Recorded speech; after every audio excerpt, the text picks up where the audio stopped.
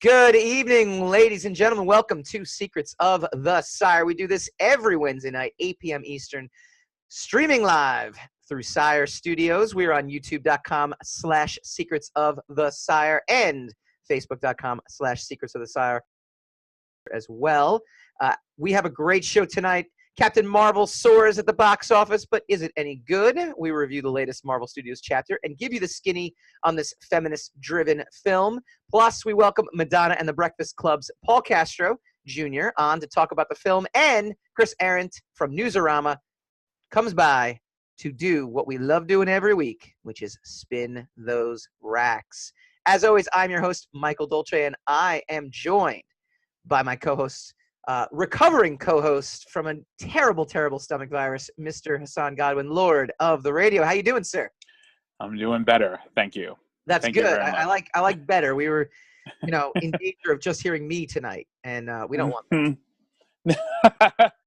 Because Well, you I didn't will want agree to. with myself the entire time. Yeah, and then the show just goes nowhere at that point. Yeah, I completely. Well, I'm here to disagree with just about everything you say, including good evening, because for obvious reasons.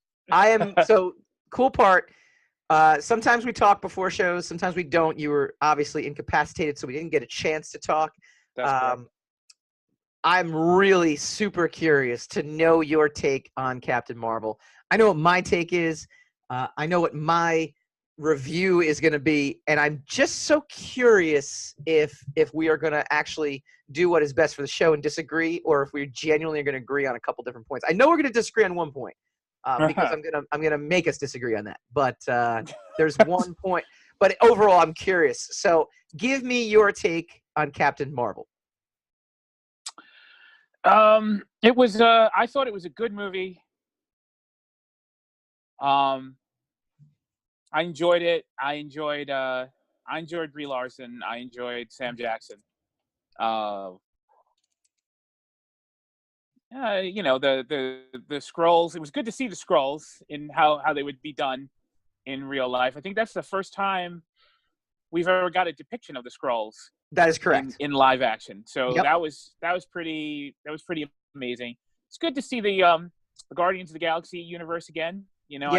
I know Marvel wants to make a big push towards that for Phase 4. And they should. Yeah, I agree. Unfortunately, I agree with you. It's a very cookie cutter movie. It's a very cookie cutter superhero movie. I will say, and I hate this expression, there were some cringy moments. There were a few cringy moments. There weren't enough of them for me to decide the entire movie was like a schlock cringe thing. And I don't know. See, here's my problem with the film. I don't know how much of it was the film and how much of it was me just kind of tired of the overpowered superhero trope, like the Superman and the Wonder Woman, and these beings that they're reluctant, or they have some kind of a mental block that's stopping them from being from reaching their full potential. And then, towards the end of whatever story, they've overcome this block, and they branch out and, end up destroying entire fleets of starships, or killing Doomsday or killing the God of War. So I don't know how much of it is this was done in a very mediocre manner. Yeah. Or how much of it is just me tired of that trope in general. But, I'm going to tell you right now. It's probably the former. Because my take on this movie was it was average at best. It wasn't a bad movie. It was not a great movie. It had some nice little moments in it. I'll break down exactly why I didn't like it as much as compared to other films in the MCU. Okay. But just, from my initial reaction, there is no reason this film should be doing the kind of business at the box office based solely on the merits of the film itself.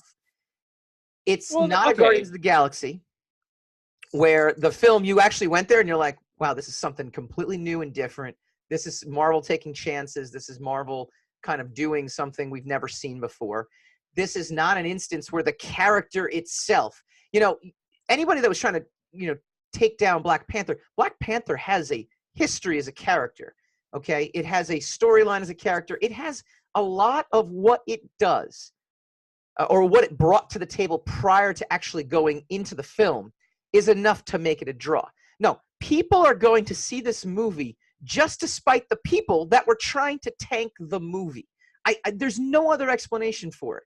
There's definitely a feminist wave and a feminist drive, and it's capitalizing on it. And I think there's a danger to it being – we're living in a dangerous time right now where marketing is working, but it's not the reasons. We had a very quick conversation offline before we started talking, and we were saying how diversity works and it brings people in. And I said, that's great, but I don't think it's working in the noble intentions that it's out there to be.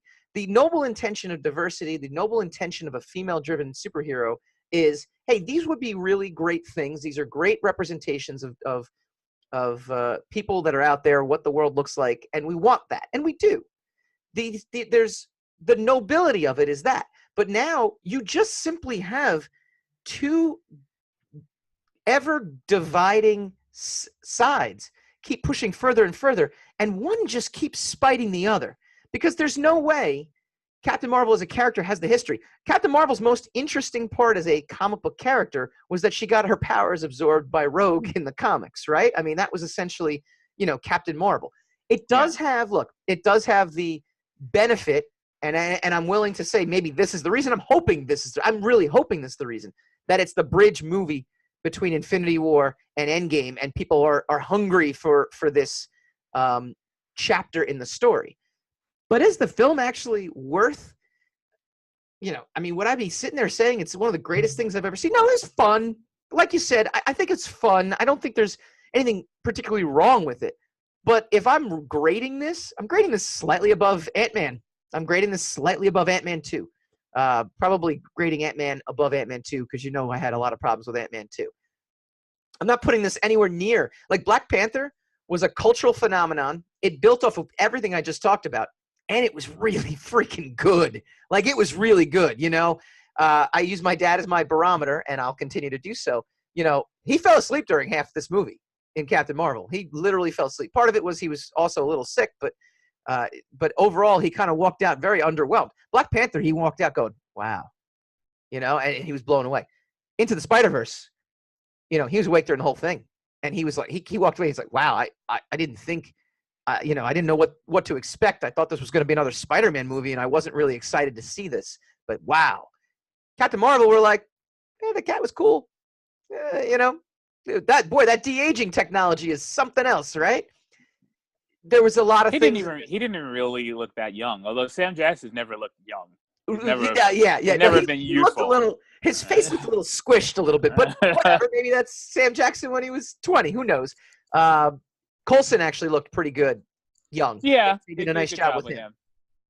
But there's a lot of stuff here, and I pulled this article from New York Times. I thought this was a really interesting thing. When Captain Marvel became a target, the rules changed, and they talk about how people were flooding, and we've talked about this on the show. We're flooding Rotten Tomatoes, trying to bring it down, and this is again based off of things like Last Jedi and Black Panther and so on.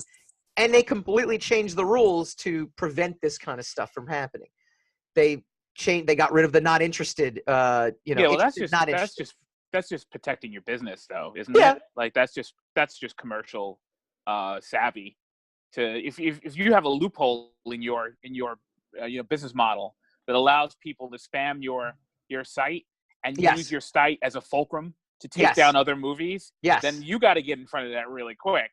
Or else nobody's going to be using your site anymore, 100% agree with you. But likewise, and I guess that's my point in general, is now you have people flooding the box office.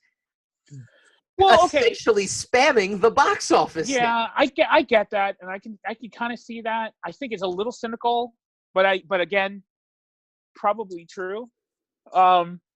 Because the other side of it is like if that worked, then that means there is a market for it. Like the biggest argument was if there was no market for Captain Marvel.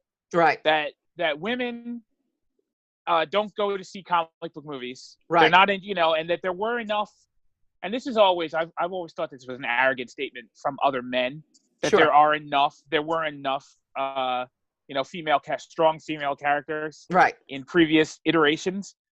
And as a man, we can't possibly say that. No. And I don't think that's the case. I think if you can come out with something good, it doesn't matter. Exactly. Day, right.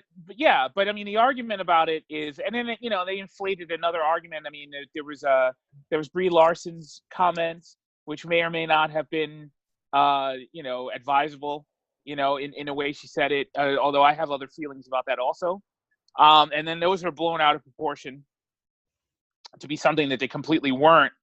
So I don't know if you can you call it a troll if you're or spam if you're going to the movie to spite the reactions of the people who refuse to go to the movie. You just said the argument is that women don't go to see these movies. And their argument is like, well, you got to make them and we'll go see them. But actually history before this decade actually backs that up. They didn't have that. Now you have people going there fired up because people told them no. So again, is there a market or is there simply I think there is a market. Backlash. And I think there is a market. And I think that brings us to another previous conversation that we've had about whether the marketing for that market is correct. Because I don't think if the marketing had made such a big deal about this being a feminist piece, would you have gotten the feminist, revolution? No, you would not have. No, you would not have. And Marvel's smart, right? Marvel doesn't go out there and say, this is a feminist movie, go see it. I mean, they leave it up to Brie Larson. Here's some of her quotes. She had said on Entertainment Tonight, she had spoken with Marvel about making the film a big feminist movie.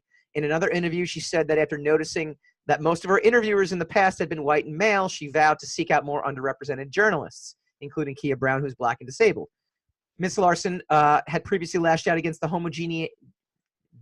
Oh boy, I can't read today. A professional homogeneity. Yeah, that doesn't seem like a real word to me. Professional film critics. I do not need a 40-year-old white dude to tell me what didn't work for him about A Wrinkle in Time. It wasn't made for him. See, I don't.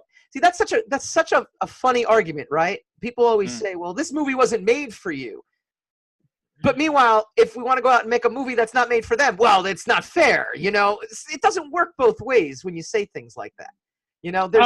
There's definitely some hypocrisy.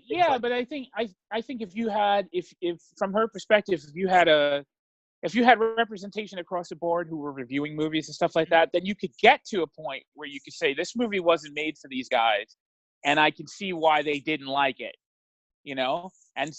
and then you could have like a whole bunch of for the lack of a better term, a whole bunch of white guys saying this movie wasn't for us, so we didn't like it, and we didn't like this, we didn't like that, and we didn't like this other thing. But since there is no cross the board representation of any other demographic other than the white man. Sure. When he says this movie is no good, he's speaking for everyone.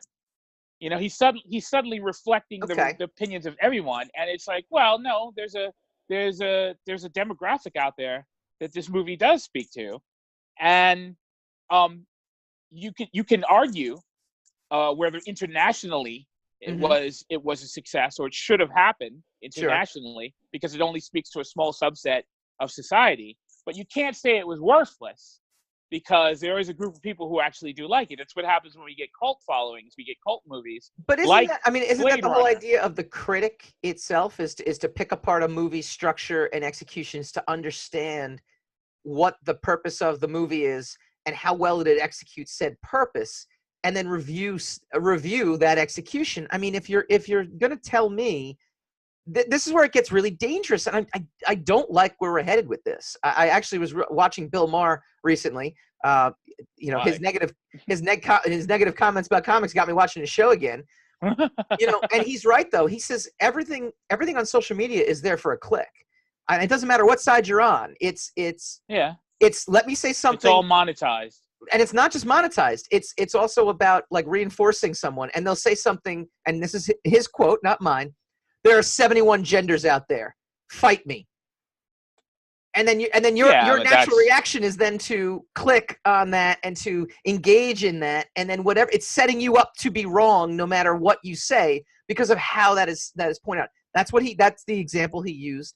Isn't that guy's that right wing guy's what's his name, Crawley or something like that? It was like, changed my mind.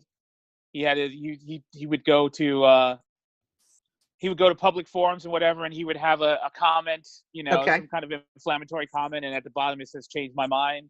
I forget what his name was because I don't pay attention to him. I don't know who you're talking about, but it sounds like a sound strategy. And again, I'm not here to debate the content of what Bill Maher said, and not to bring him up again, but I'm here to debate the content. But I am worried about the same thing that he brought up. The point that he brings up is that we're just living in this time where, art is supposed to imitate life. Life is not supposed to imitate art at its truest form, right?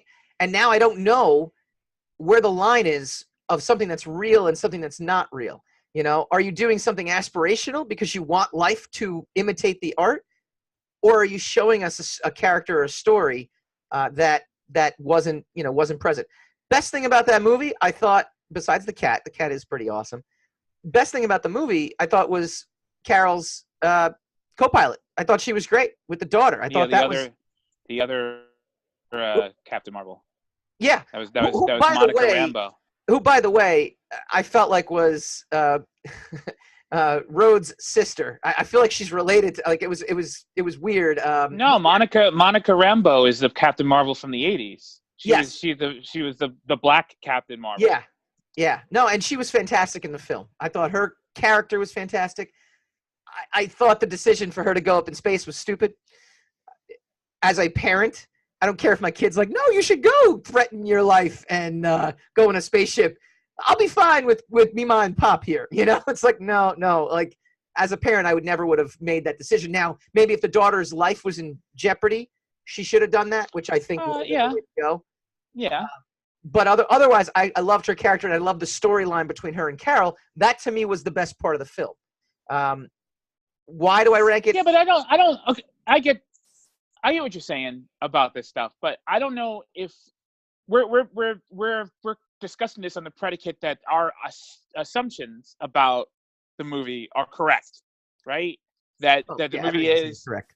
Huh? Clearly. Yes, of course. Yeah, yes, and everything you say is incorrect. Secrets of the Sire. We get to do what we want here. These are secrets, though. The secret is that they're usually not correct. But anyway, Deadpool will fail.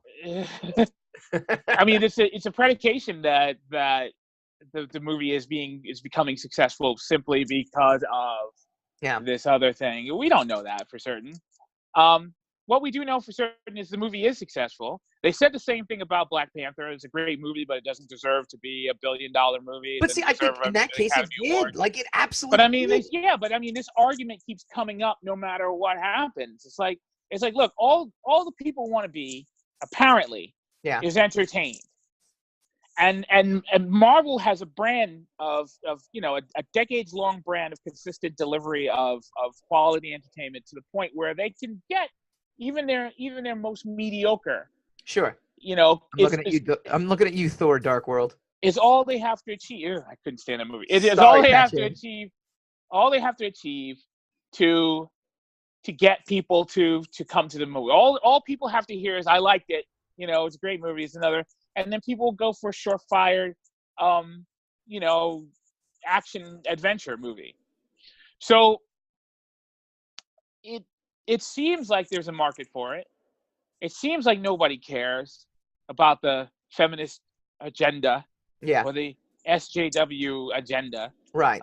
In this particular situation, it seems like there is a market for there. You could theorize, because we don't have the percentage of how many. I mean, I think Grace Randolph actually had a percentage of male to female ratio who went to, and she said it was like 60% male, right, in the audience.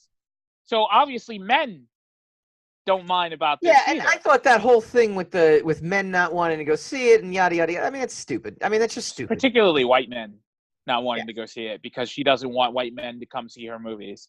Look, when you blanket statement something, I mean, that's another thing that I always find funny, and this is what you'll find on social media. And let me know if this sounds vaguely familiar in other contexts. Blah, blah, blah, blah, white men are blah, blah, blah, blah, blah. Oh, well, I didn't mean you. Well, yeah, but, if you take offense to it, then there's something wrong with you. It's like, well, no, you kind of blanket generalized a whole bunch of things. How do you know? I mean, it's an equivalent in many ways to other discussions where you say, blah, blah, blah, blah, this. Oh, well, I didn't mean you. You're not like that. Blah, blah, blah. I think you'd be absolutely right if she had said that. I would totally agree with you. Like, you can't differentiate if you're gonna broad brush all white men. You can't just say, oh yeah, but you're different, Mike. But although I've heard that several times in my life, you're different, Hassan. But right. It's very. I don't think it's right because the skin color changes. No, I'm just saying I would sympathize with that. The issue I make with that is not what she said. So obviously, right. That that's the bull crap of the whole situation. Is that's twisting words and that's twisting what she says. I agree. Right. I agree. I look, it isn't over. It is a changing demographic. We keep proving that with every one of these like groundbreaking movies that do 100 times better than the standard movies. We do prove that there's a world market out there that's into diversity. Yeah. There's a domestic market that's into the diversity thing. Where all of us, I think, let's just put a happy cap on it. All of us just want to get past this shit and just want to get movies and stuff like that. And we want our John McClanes and we want our Shafts and we want all these other, which is terrible for the show. Yes, well, we'll get back to disagreeing in a minute. Don't worry. But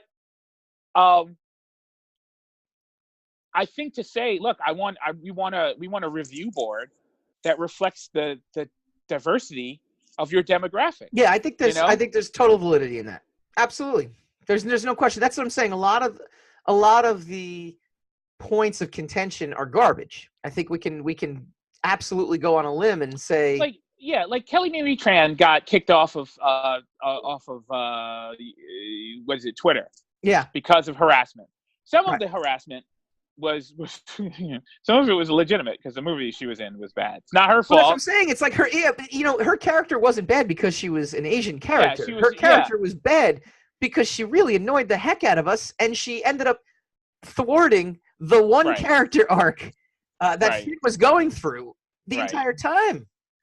But a lot of the backlash she got was, just racist. Yeah. So when she responds to it, she responds to racism. I had a whole bunch of guys on. Well, I would respect what she said, but she had to bring race into it. So it's like, well, wait a minute. Like, there's no way to win because it's like, look, you should be like, look, if they made racist comments, we need to condemn this. If she made a racist comment, we need to condemn it. Right. It needs to be condemned. If she's saying I'm getting off Twitter because I'm getting a lot of racism from these particular people, that's not racism. No. That's a response to racism. I agree. Right? But people are so insecure about their position, just like what I would call that if you're a guy, if me myself, I'll make it me. If I'm a guy and I'm in a situation where I'm doing really well at my job, but a woman gets a job and she's really good at the job also, and then I start applying all this affirmative action stuff on her and all these, she must have slept her way to this position to get this position, right? That's my insecurity about my position because of her success. 100% agree with you.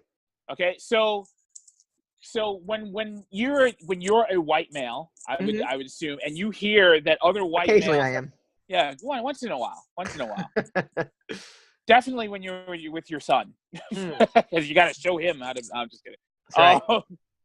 When you're in a situation like that, you hear what other potentially white men have done if you didn't do those things, there should be no need for you to defend against those things. Right. Unless you have the same feelings.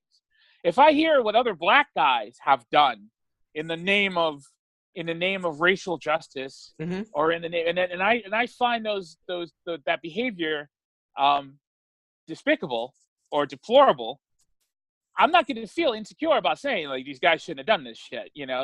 This is bull. So I think the problem basically is we're still not in a position where we can talk about this respectfully, right, without other people feeling diminished that we're having the discussion. It's like before we even get to the point of who's to blame, it's just the simple act of having the discussion is getting people so uptight that we can't even have the discussion. Because well, I know what this is going to be like. You're going to blame me for being a white guy. I'll leave it on this note because we're going to take a break. Yeah. I just went to a talk today from a woman from Saltwater Wellness. She talks about entrepreneurs and how you need to stay healthy, and she talks about sleep being the number one thing. And she says if you go to bed with the screen on, it actually tells your brain that you're still on. And I think that using that in conjunction with our society glued to our phones, we are never off. So we are hypersensitive to things. And I think it's biological, and I think it will come out that it's biological, that because we are so glued to our phone and so glued to our Twitter and are so glued to our reaction to comments, to the mic drop, it's what we like to refer to it on the show, when you post something that is obviously inflammatory and is obviously going to get people to respond to you. I think there is an inherent issue with us as a society right now.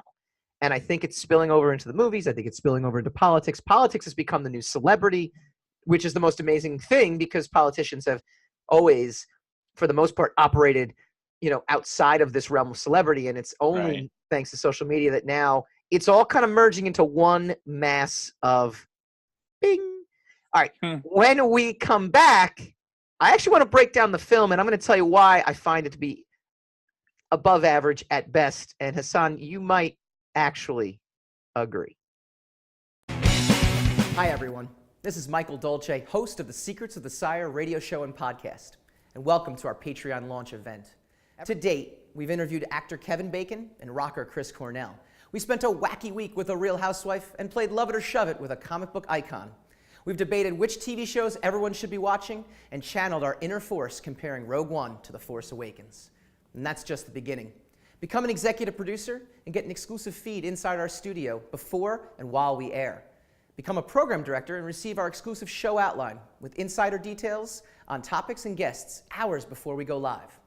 Or just be a fan, and for $0.25 a broadcast, we'll sing your praises on the interwebs every week. So if you like pop culture, movies, TV shows, and graphic novels, this is the Patreon page for you.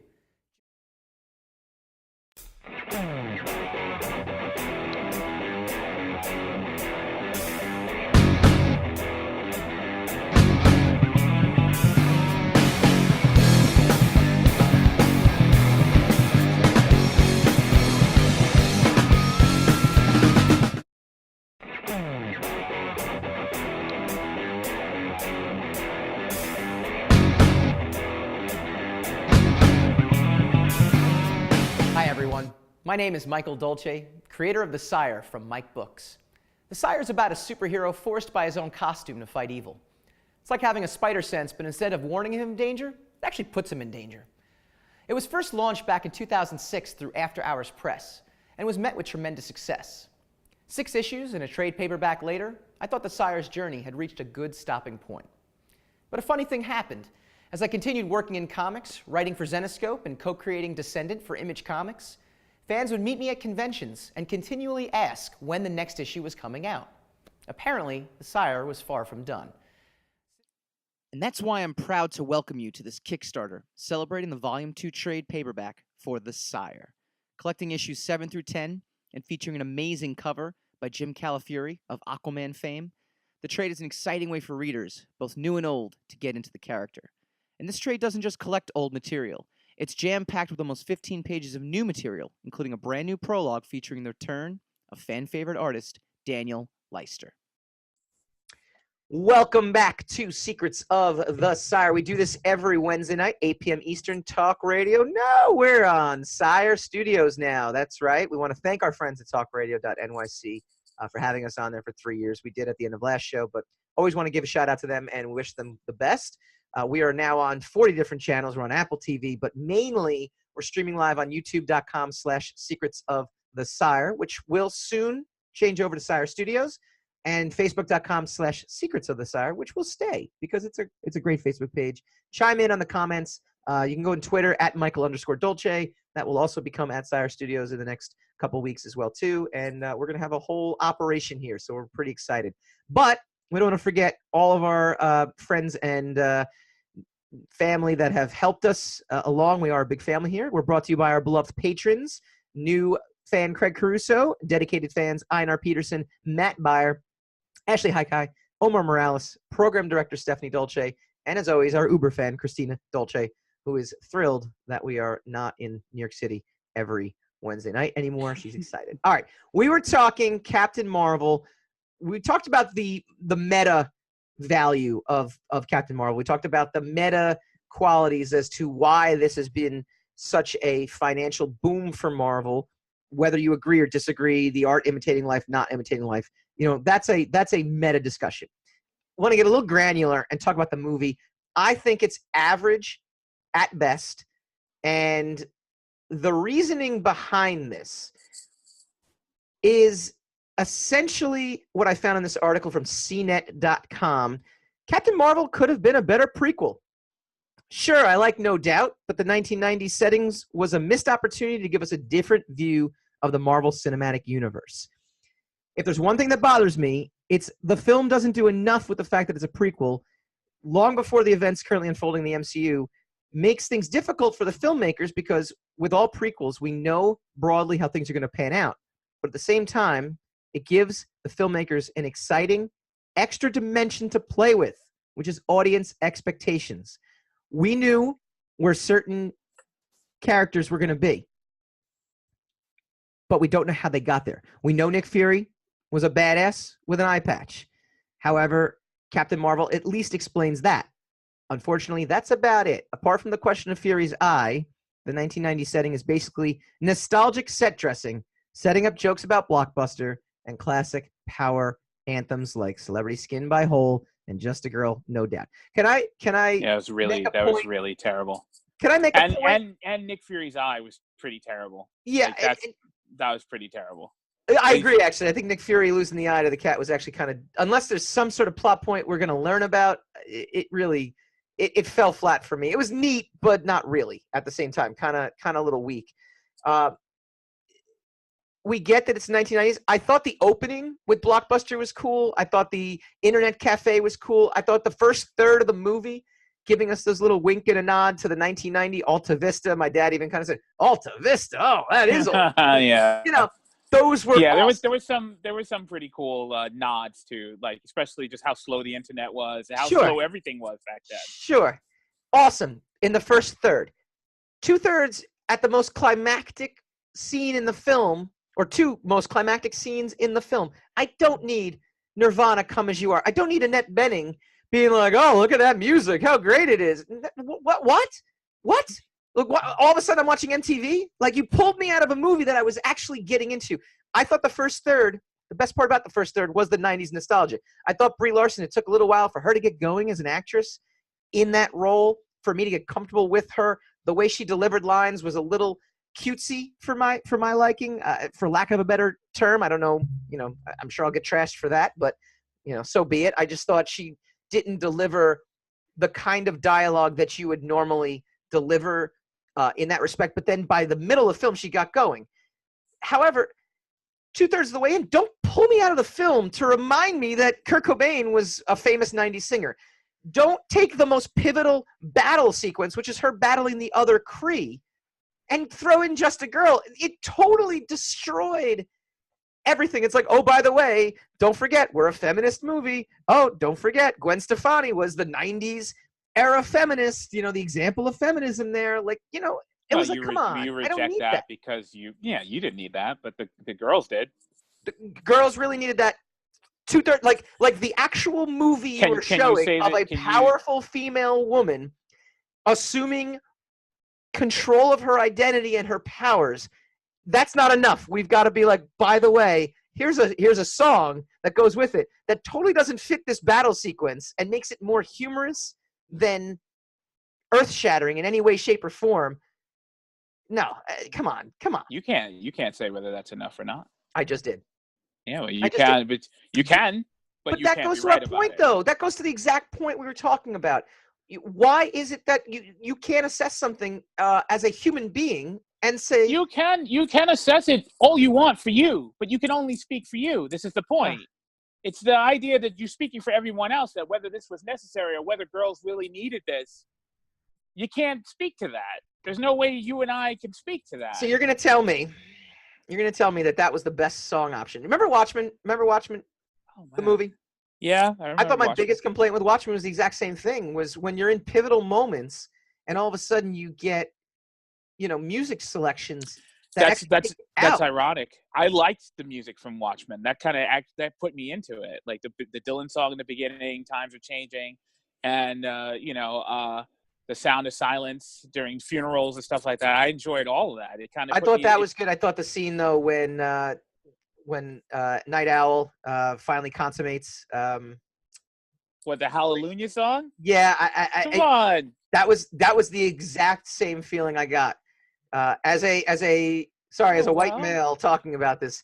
It's the exact same feeling I got when I watched this, because in that role, this is like, I'm into this. Like, I am so into this, and then all of a sudden it's like, hi, I'm gonna go get you now. I'm just a girl. Come on, like really, like, play me something that has some sort of dramatic effect. There's no part of me that was in was worried that the battle sequence was going to go any way than. Hence what she said. It wasn't made for you. Oh, it wasn't the thing that was made for you. That's such a cop out. It's such a cop out. Oh, it wasn't made for you. No, you made a bad music selection. Who's to say? I am. Who's to say? I am saying this. But you're only speaking for you, right? Yeah, but if you come out and say this wasn't made for you, that's a cop out. It was a poor choice. It's a poor choice. Based on what? Based on my feelings. Which means it wasn't made for you. No, it didn't work for you. No. What do you mean? Such a cop out. No, that's exactly what you're saying. So you know what? The next time when my kid goes to college and he hands a term paper in, and the college professor says, you get a B on this," he's gonna sit there and go, No, professor, this wasn't made for you, so I deserve an A. And the college professor at that point is going to be like, "You're absolutely right. What do I know as a college professor?" That's apples and oranges. It's not apples and oranges. One is a test with set parameters that you're supposed to meet these parameters in order to define a score. How about an essay? The other is how about an essay or a term paper? The other is entertainment. Essays and term papers on entertainment. It's forming an opinion on something. It's forming an opinion. No, they are tests taking a subject. They are tests of how well you assimilate acumen and how you can regurgitate it back. Because look, if you're studying on something that's not true, right? If you read a textbook that doesn't have all of history in it, but you get tested on that book, you're not tested on history. You're tested on how well you assimilated that book. Yeah. So that's what that is. That's if you have a thesis, information. That's information digestion and recall. So that's what those are. No. If you're writing about a book, and that's your essay that you're writing about, most of that is subjective, and then at that point, you're handing in a subjective piece of an essay. But you're not going to. And they're grading you on how well you execute said thesis, and how well you.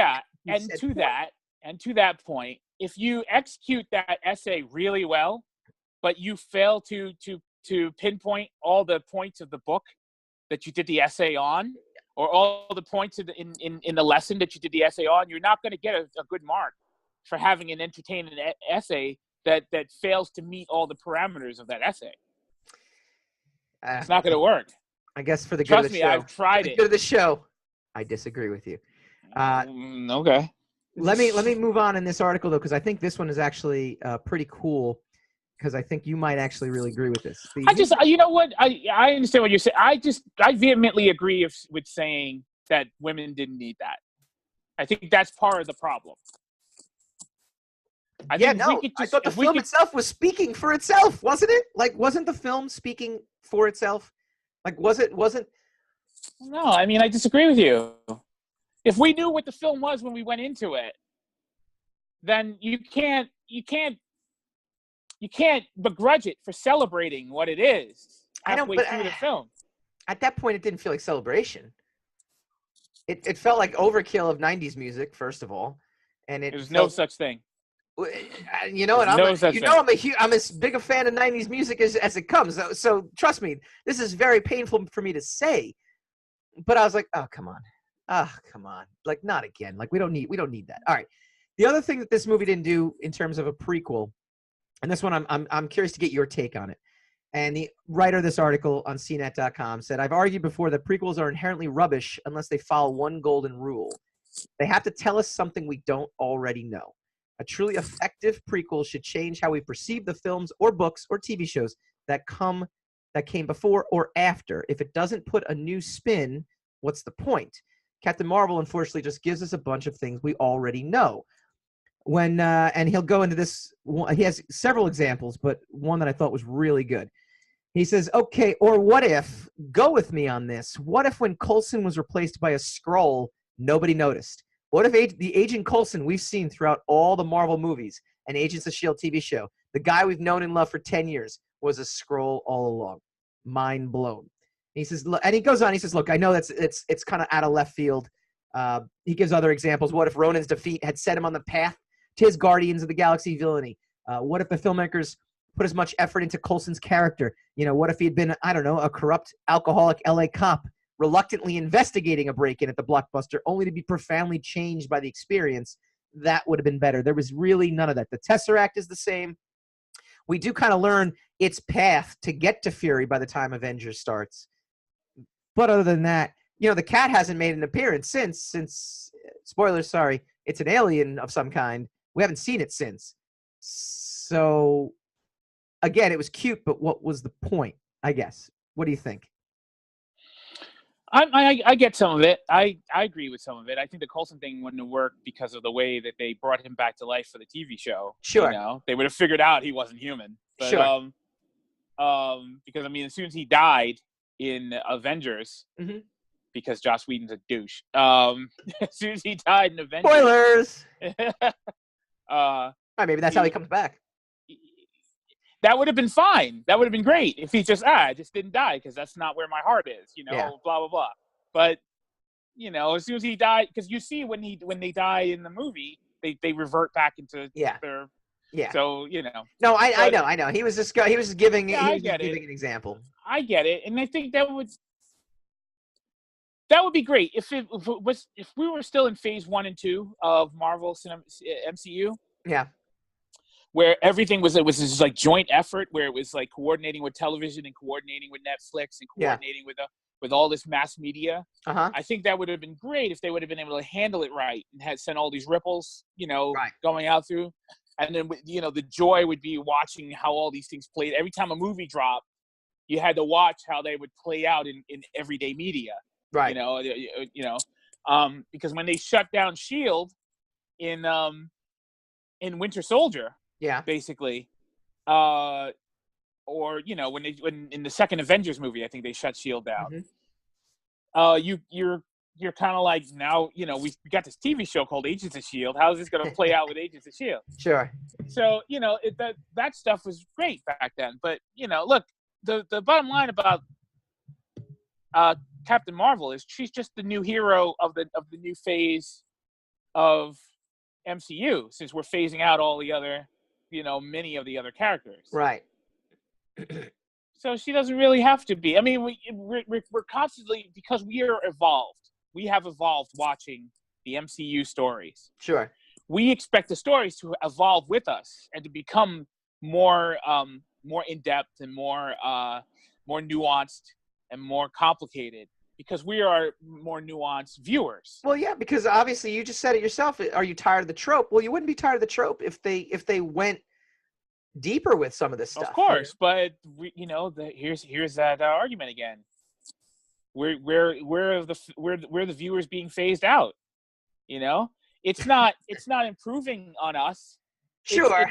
it's setting itself up for another generation of viewers that are going to People come are up living a after lot us. longer now, so phasing us out doesn't make sense. We're gonna, But no, all demographics, all entertainment, everything is aimed at a younger demographic. Sure. We're aging out of the program. We I are feel like I'm getting genuinely younger aging every out. day. I don't know what you're talking about. You know All right. exactly what I'm talking about. Real quick before we go to break, one thing I don't even know how to parse this correctly. I enjoyed it for the purpose of the movie, but the comic book fan in me hated it. And again, spoilers if anybody hasn't seen the film. I actually did not like the way they handled the Skrulls with the twist that they were the noble race, because they're not the noble race. They're going to come and take over Earth. They're my dad kind of said, he says, wow, that was a real twist that they were not the bad guys. I'm like, yeah, but they are the bad guys. So are the Kree. The Kree and the Skrull are both the bad guys. Right. So there's but compared to the Kree, the Skrull are more sympathetic, and then later in the MCU, when it's no longer the Kree versus the Skrull, the Skrull can move into being the villains. Yes, I know. I just it left a void. The other thing is that the Kree were already established as the villains from Guardians of the Galaxy. Sure. So, I like the little Indiana Jones reference too at the end, by the way. It would be just as confusing to have the Kree as the semi-good guys, with the Skrulls as the bad guys. Yeah, I like the little when Jude Law faces off against Carol. I like the little Raiders of the Lost Ark nod. And it was perfect. See, you know what? That's perfect. Perfect instance of using humor at the right time. Not distracting from what the purpose. Yeah. Perfect. I mean, to contradict you a little bit. See, I didn't need that because I knew that guy had no chance of winning anyway. Right. It's like, just shoot that guy. Right. That's exactly, it was like, yeah, but come on, dude. You're trying to psych her out with that. What do you hope to accomplish with that? Yeah. All right. When we come back, Paul Castro, producer behind Madonna and the Breakfast Club. He's also a voice actor. He's going to go into a whole lot of stuff. He's going to talk about the film, which is awesome. It's out on a lot of VOD services right now, and it's getting a lot of rave reviews when we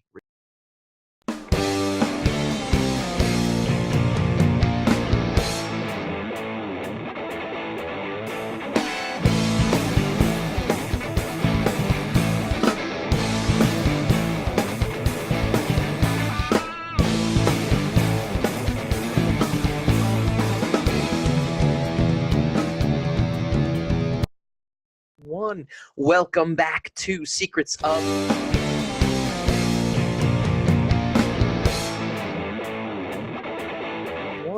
Welcome back to Secrets of the Sire. We do this every Wednesday night, 8 p.m. Eastern, streaming live via Sire Studios and secretsofthesire.com. You can always catch us on our YouTube channel, youtube.com/Secrets of the Sire, and facebook.com/Secrets of the Sire. Very excited to welcome my next guest, Mr. Paul Castro. How you doing, sir? I'm good. Thank you very much. Welcome. We really appreciate it. Now, you are a multi-talented individual, and you sport the backwards hat with the with the adjustable rim. That's the way to go. See, that's old school. If I had more hair, I would do that. Otherwise, I just look bald. So it's where I store all my energy. So I got to keep it, encapsulated in there. Make sure nothing gets out. So you're like a 5-tool talent. We are a sports radio show masquerading as a pop culture show. You're an actor, a voice actor, a producer, a director, and a writer. And right now your big thing is Madonna and the Breakfast Club. Why don't you talk to us about that? Yeah. So Madonna and the Breakfast Club, it's a film that I produced. It's a narrative documentary about Madonna's early career before she became what everyone knows her as, the Material Girl, and even more success since then, probably even more fame that she could have ever imagined. But this takes place in the late 70s, early 80s, when she was an aspiring dancer, and she was moved to New York. She didn't have a dollar to her name. She didn't know anybody, and she just started learning how to play drums, learning how to play the guitar. And she wasn't even a singer. She was a dancer. So she started singing with this band called the Breakfast Club, and you got to kind of watch the movie to figure out what happens in between there and all of the booming success that she's received. But yeah, we just released today, March 12th. So very serendipitous of us to have this convo right now. We're on all digital platforms, iTunes, Amazon, on demand. We're actually, as of last I checked, if you go to the charts on iTunes, we're ranked number 2 of documentaries awesome. Right now. Yeah, so we're right under Free Solo. If we take that, I'll be very impressed. An Oscar winner. Ooh. Yeah, I know, right? No small feat. What was your involvement in the film exactly? So I was the lead producer. Myself and the director, Guy Guido, were the only producers on the film, basically. And I guess for people who don't know or not familiar. That was my next question. That was my next question. What does a producer do? I mean, we've seen Entourage, and we know the very famous Eric character trying to figure out what producing really is. And yes, exactly. A lot of people, it's an enigma. So talk to us about it.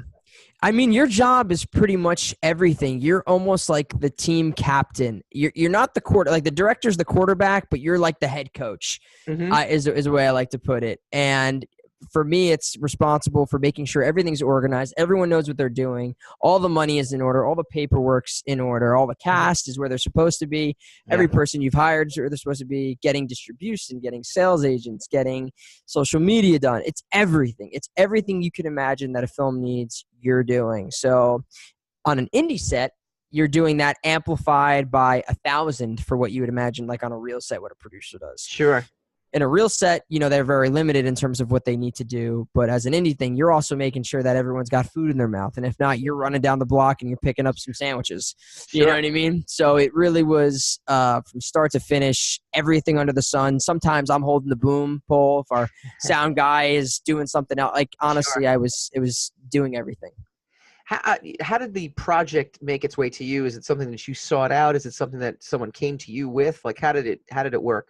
So I had done a short film, and I'd produced actually a couple short films, and I was doing some directing. And my cousin, who's good, her name's Kathy Castro. She's the manager she's a manager in the industry of actors. My cousins, I guess they're my third cousins, are actors. And her friend is the director, Guy Guido. She said, hey, he's looking for someone to AD, which means assistant director. They were literally just looking for someone to make sure that on set, everything was going as planned, everyone was scheduled. And I said, well, I'm interested in that, but if you want me to come on board and you want me to devote my time the way that you're asking, really what you're looking for is a producer. And they're like, oh, okay. So at first I came on board as a co-producer. Very quickly, they saw how much I was contributing to the project. I was bringing massive amounts of crew. I was, involving myself in the project, I guess, way more than he anticipated. But thankfully, I hope, in his opinion, and he was like, why don't we make you a producer? Me and you would be the lead producers on this. So it happened from someone seeking out an AD. I was referred, and, the rest is kind of history. That's amazing. Talk to us about the lead actress in this, and before you even get into her, because it is a documentary, but there's a lot of scenes acted out, so you really do need like an actress in this. It's not just like a straightforward here's some clips and here's some talking heads, right? Precisely. Yeah, it's a hybrid film. It's we do reenactments, and our actress Jamie Auld. Ironic and I guess crazy to think that she is actually not an actress by trade. She was going to FIT. Okay. She was working in a donut shop, and my director saw her. Mm-hmm. We were trying to do the traditional casting route, casting an actress out of LA with agents and managers and casting directors, the whole thing. And it just wasn't working out either money wise or schedule wise for whoever we were speaking to. And we saw Jamie, as beautiful as she is, jawline that's identical to Madonna's at that time, and we're like, we gotta talk to this girl. So my director, Guy Guido, went up to her, pitched her the project. She was skeptical at first, rightfully so. Who's this random guy asking to come be in my movie? And I work at a donut shop. But she really brought the goods. She's not an actress, but she does a phenomenal job. She really did her homework, and I couldn't be more proud of the job that her and Guy did together in bringing that performance to life. Well, you just unlocked your flowing locks and everything. Everything worked, right? Yeah, exactly. It's funny. We've only met once, and I'm already on this familiar tone with you. As it happens. Talk to us about some other stuff that you got going on as well too. Like we mentioned, we went through your roster of talents. You've got some voiceover work that you sort of can talk about, but you can't quite talk about. But you can talk about. Yeah, I mean, I have NDAs that I would risk losing the job for, but I can say that one of them is a reboot of a popular Netflix show, or actually, it wasn't a Netflix show. It was a show that's on Netflix now. It was on another network, but they're rebooting it, and I'm playing the lead role, which is very cool. And then I'm doing a cartoon about talking dogs, which is like a SpongeBob-esque of a street dog that winds up getting taken in by this family, and it's how a street dog lives his life with two house dogs. So it's a very, very fun and cute TV show. I think it's going to be a lot of fun. I'm actually really, really impressed with the writing that we've been working on in the last couple of weeks. What is what was your first voiceover experience? And then from there, I want to know your process for doing voice acting, because it's got to be different. We've had some voice actors in the show before, and everyone kind of has their own process for kind of getting in the role, and it's not traditional acting, but it is. So yeah. So talk to me about, again, what was your first role, and then how do you gear up for these things? So my first role, animation-wise, I would say it was probably some like short segment on Nickelodeon. I was actually contracted for a good 2 years. I was the voice of Nick Sports. So all of the commercial segments, all like their fun, goofy things where it's like, coming up next is Rob Dyrdek's fun skater house thing. It was all like that, Nick Sports stuff like that. I was doing NFL Rush Zone, Guardians. Very cool. Rocket Power. I was even doing some SpongeBob stuff, which is weird. But I was doing that for a good while. Mm-hmm. My first real cartoon animation show was this show called Nella the Princess Knight, which is like a Nick Jr. show. Okay. And I play a messenger bird named Flapper.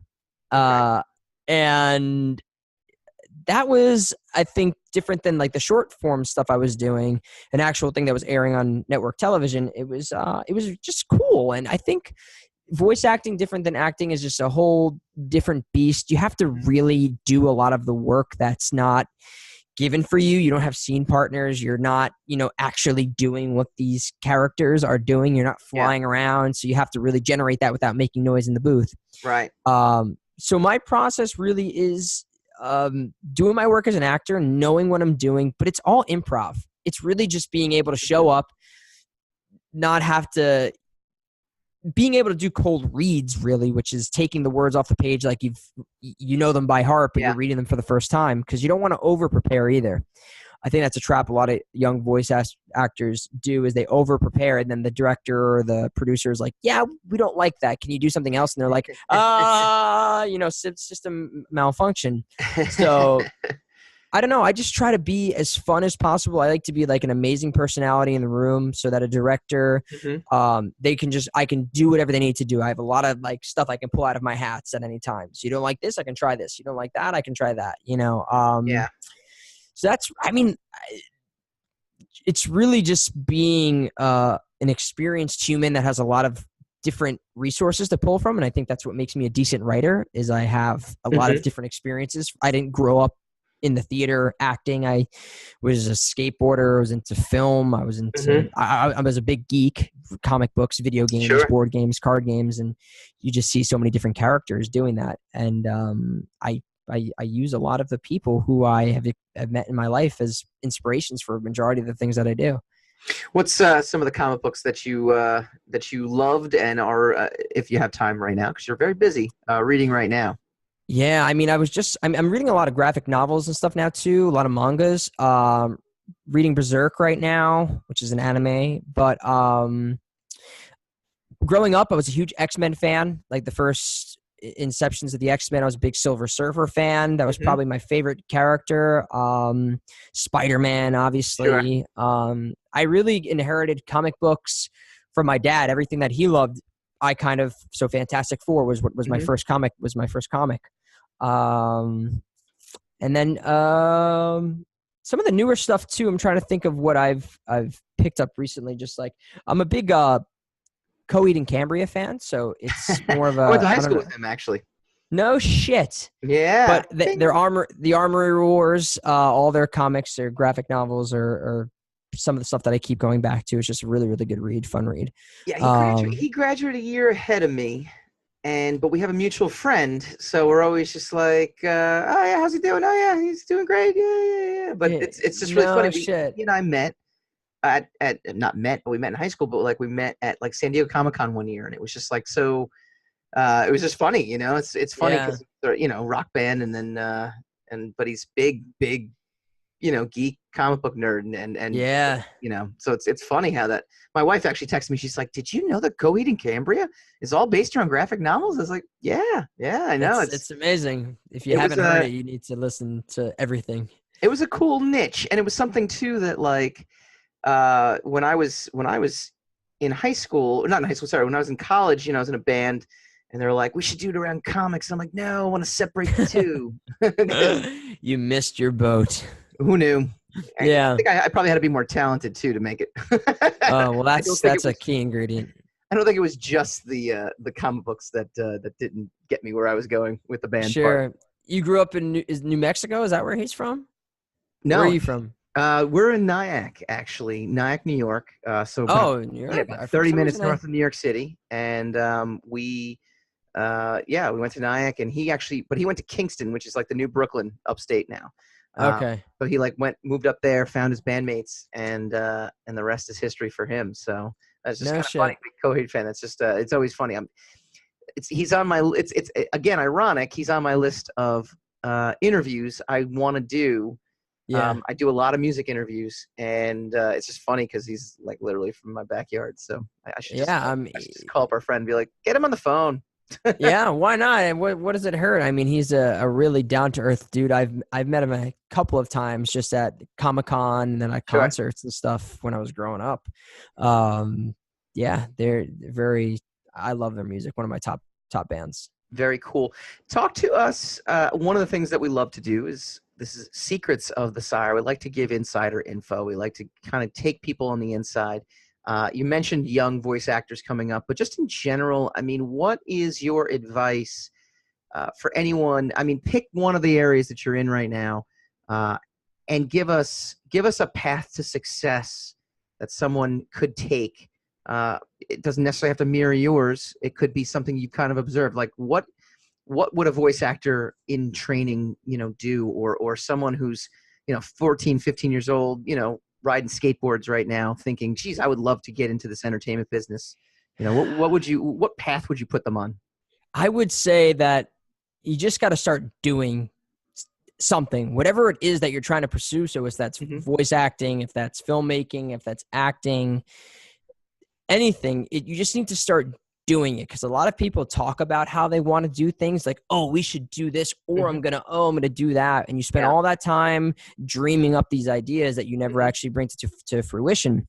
So go out there, make mistakes, make your own voiceover demos. If you're trying to be a voiceover, like start working on your voices now, record them, make them really bad.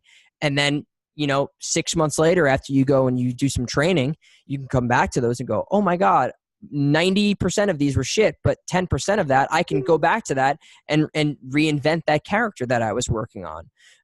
And you're making the mistakes early. So that way, when they count, when you're trying to put your stuff out there in front of people who are the gatekeepers, you've already made some of those mistakes that you don't have to replicate when you're spending money on making things professionally. I think this applies mostly to indie filmmaking specifically, where people don't make movies. That you just got to go out there, someone with a camera, learn how to use the camera, YouTube tutorial, the shit out of everything that is involved. That's how I've done everything in my life is YouTube, just how to use Photoshop, Adobe Premiere, Adobe Audition, and just learn these skills that you can for free. And quite frankly, if you know the basics, you can do pretty much a majority of what people do professionally. I always marvel at the fact that you could literally, like, I walk around with backpack sometimes with my webcam, with my laptop, with some lighting. And I joked when we did our live show at the comic book store a few months ago I said, this is a portable production studio. Like, I'm literally just carrying around a production studio. Like, how crazy is that? Like, how far technology has come where you can actually do that. It's insane. Tonight, we talked about Captain Marvel. I haven't seen it yet. I haven't seen it yet. Okay, I was gonna see if I can get your take on it. We'll save it. We'll get your hot take on it. Saturday, I'm seeing it Saturday. But okay. I do see every Marvel and superhero movie. So yeah. So we'll get your hot take another time. We're doing our spoiler-filled episode tonight. So that's our big jam. I'm excited for it. Preemptively, I'm excited for it. I saw a picture online. I don't know. Is there crossover from the other movies in this? There is some end scene credits that are absolutely must watch. So stick around. The one at the very, very, very end. Well, I think I saw it. It answered a good question for me too. Both end credits are definitely worth it. Okay, we've got less than 30 seconds to go. Give us the rundown. Where can we find you, and where can we find Madonna and the Breakfast Club? Go to @Madonna and the Breakfast Club on Instagram, or it's MATBC Movie on Twitter. And me, you can do Paul Castro JR on everything. It's all consistent. Paul, it has been an absolute pleasure to have you. We'll definitely have you on again. Tweet at us when you see Captain Marvel, because I'm really, really curious on your take as well. I'll be sure to let you know. When we come back, Chris Arrant from Newsarama is going to be giving us the lowdown on the comics we need to be reading this week. Spin the rack, spin that rack.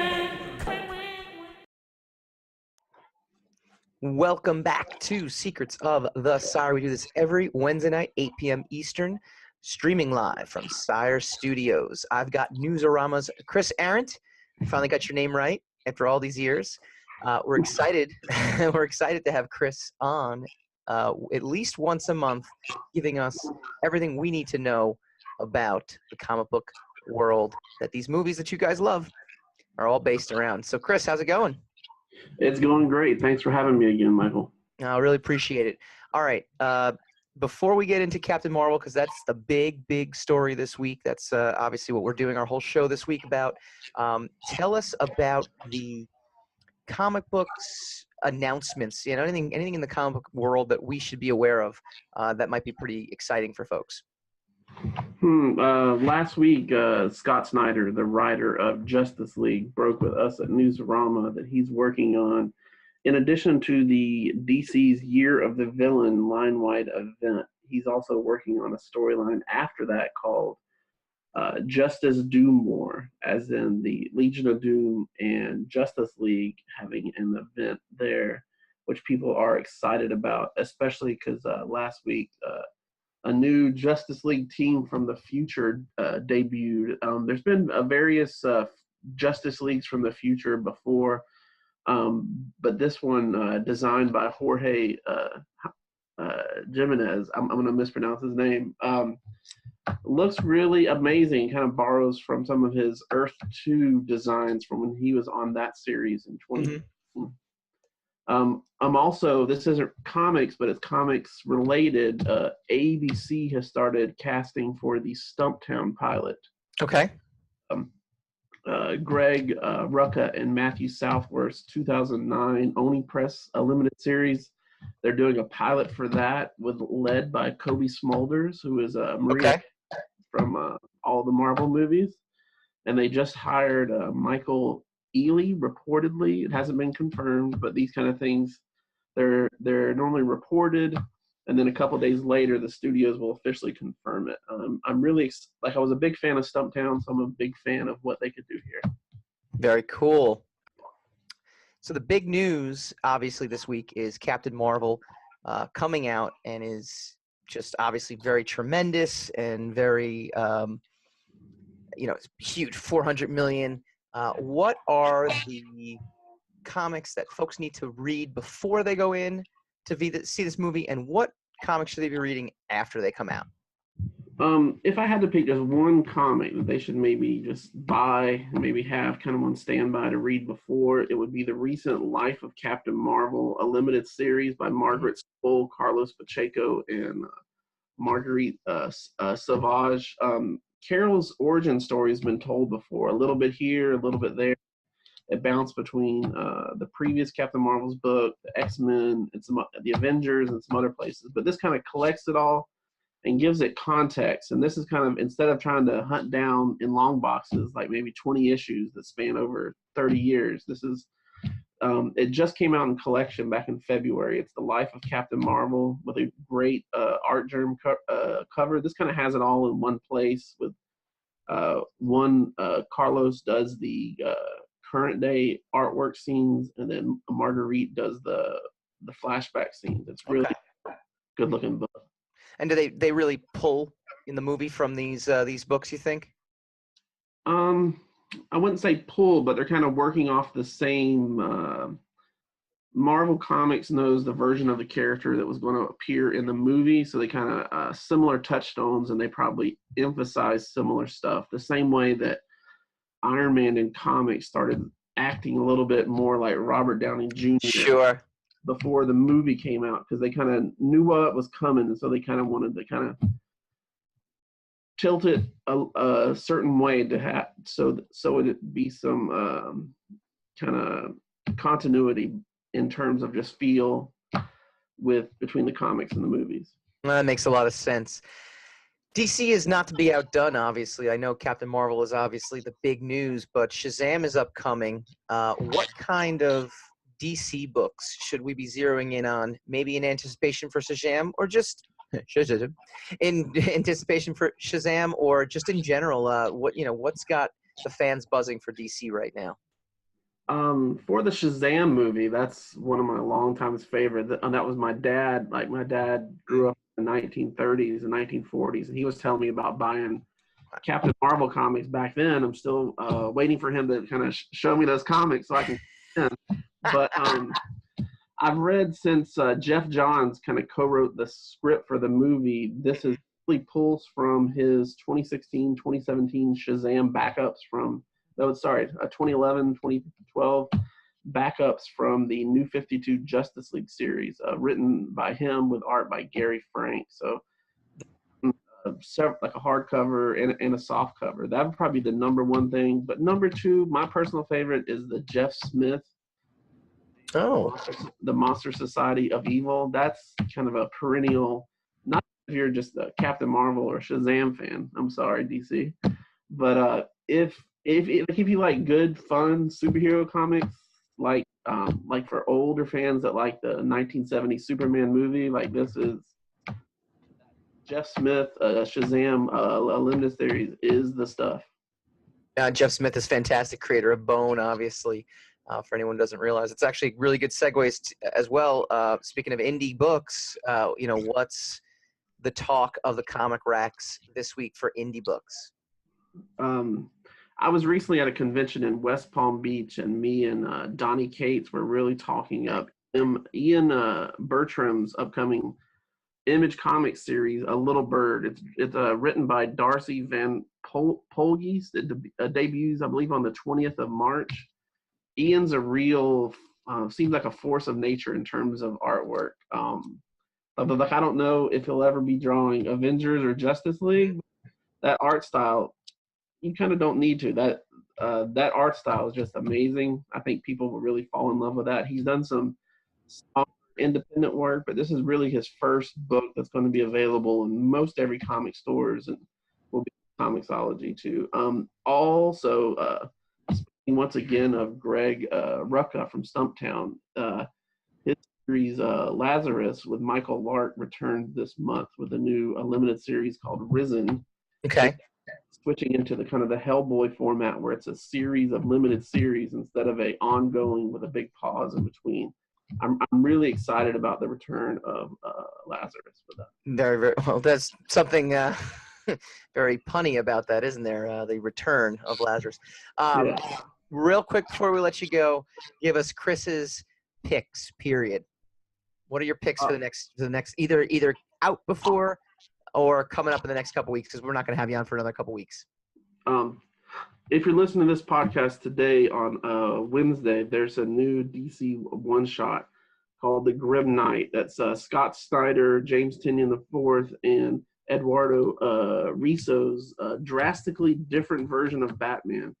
I interviewed James earlier this week, and he kind of gave me the rundown. That's going to be up on the site this week. It's what if when Bruce Wayne's parents were shot down in Crime Alley, what if Bruce Wayne knocked the gun out of the assassin's hand and shot the assassin back? Like, what kind of Batman would that be? One that's not afraid to use guns, that's not afraid to kill people. Personally, I'm against guns, but there is a sort of escapism of a kind of direct retribution that can be had with some morality, like the Netflix Punisher series. And Sure. I'm excited for that because he says it's a 28-page issue, and they're kind of going to revisit classic moments in Batman continuity, but from the skewed take of Batman wasn't afraid to kill. Like, one of the things he brings up is Batman here doesn't have that much of a rogues gallery, because when he fights him, he pretty much kills him. So it's like, what if Punisher is wearing the Batman costume and going out doing what he needs to do? Yeah, that could be it. Really excited. I'm a big art fan, if you can't tell. David Marquez is unbelievable artist. He's on my top 5 list, period. Yeah, people just I think years from now, people are going to realize like how good we had it, that David Marquez was doing a monthly comics, but he's amazing. Avengers right now, leading up to War of the Realms. And I'm really just like, even if you don't want to follow the event storyline, if you just like comic art, you can spend the $3.99, the $4.99, and buy those books and really just enjoy the artwork. Very, very cool. Chris Arrant, as always, a pleasure having you on. Tell everyone where they can find you. I'm every day at Newsarama.com as the editor with Mike and George, Vanetta, and a few other people. I'm also on Twitter at ChrisArrant.com. Those are the 2 main places that you can find me. I'm always open to talk to people about comics, about getting into comics, be it working in comics, reading comics. I just love to talk about comics. I'm going to be at C2E2 later this month, and I'm looking forward to meeting new people there as well. Well, you will definitely have to stop by the Sire Studios booth, which is booth 106 at C2E2. It'll be a pleasure to meet you again in person. So, Chris, thank you for joining us. Thank you very much.